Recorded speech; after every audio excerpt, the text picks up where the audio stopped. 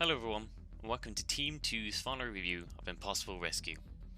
It's been a great sprint for the team, and we've managed to get a lot done in the polished area, but we're not done just yet. We've got a lot to do over the Christmas break, but for now I'd like to take the time to focus on what we've done this sprint, starting off with the options menu. So this sprint we've created an options menu to control the relevant sound areas, so for example I can put the music down to 0 and the music will turn off, and I can raise it back up again to increase the music again. I also wanted to point out the main rifle that's been created by Steph this sprint, and this is the rifle that Danielle will take for her when she's fighting through the Martian base. So last week I used level 3 for the showcase, but this week I'll be using level 2 for our showcase, and we're going to talk about the new things which have been created for the sprint, and also about balancing and any assets that have been created by the artist to go in this sprint, so I hope you enjoy. Just before we jump into the gameplay demonstration, I wanted to talk about the cutscene that's been created when the player starts a new game, so let's show you that now.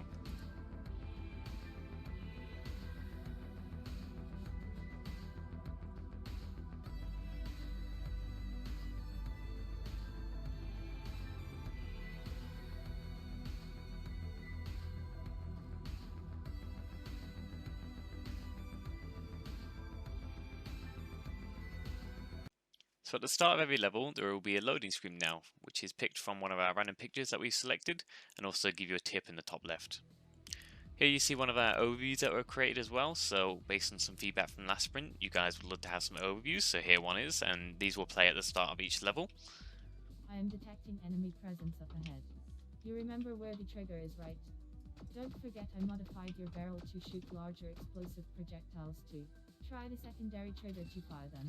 And there we go, that's Shadow giving us some tutorial elements there, because level 2 is the level that we choose to teach the player about shooting and the different enemies that are going to be ahead of them. When you come in range of an enemy, I'll be sure to let you know with a red signal.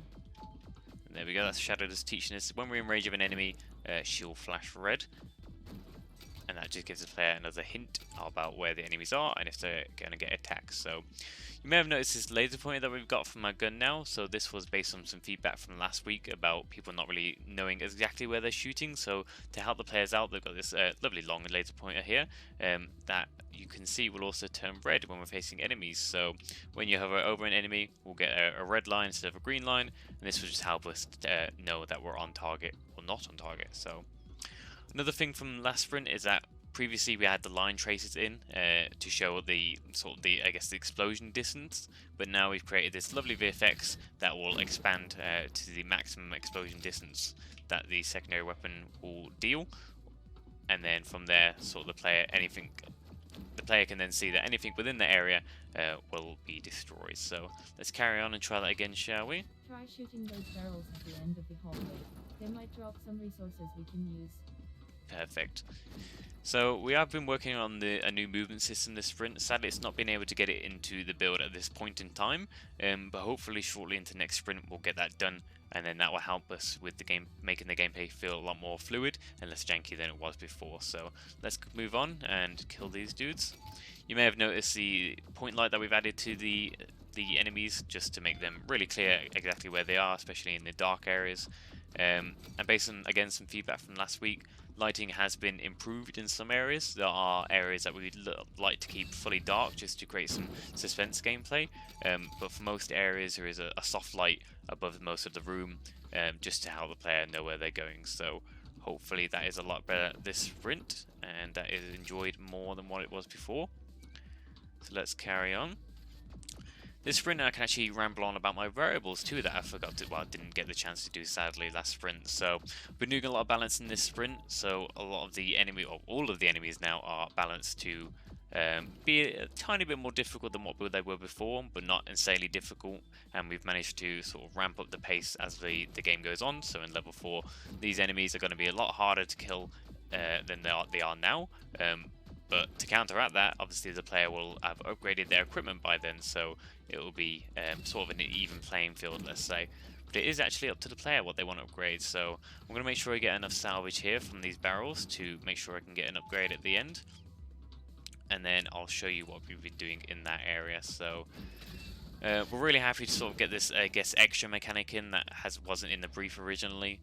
Looks like these are the pads I can hack into to give you an upgrade. I hope you collected enough salvage. Try walking over one. I just have connected enough salvage, so we have the lovely perfect amount now. So here we can see the different colors for the different upgrades. So we've got the secondary weapon upgrade, the primary weapon upgrade, and then the dash upgrades. So as previously mentioned in the last front, these upgrades carry on into the next level. So if the player had really loads of salvage, they could buy maybe all of these. But usually we've balanced it so the player has to make a choice of what they want. So they won't always be able to buy every upgrade. It might only be 2 or 1. So it's balanced in that aspect where if the player's been exploring a good amount, they'll probably be able to buy 2.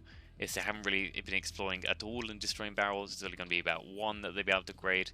And if they've been getting all the barrels, then they have probably a high chance of being able to upgrade all 3. So there's, I guess, it's the player's choice whether they want to carry on, keep exploring, and find all the barrels and get loads of salvage. But they also have to get lucky at the same time because the salvage is randomly dropped. So let's go with the primary weapon. Perfect. So now the gun shoots a lot faster than what it did before, and will also do some more damage. So that will help us with the enemies in the next level.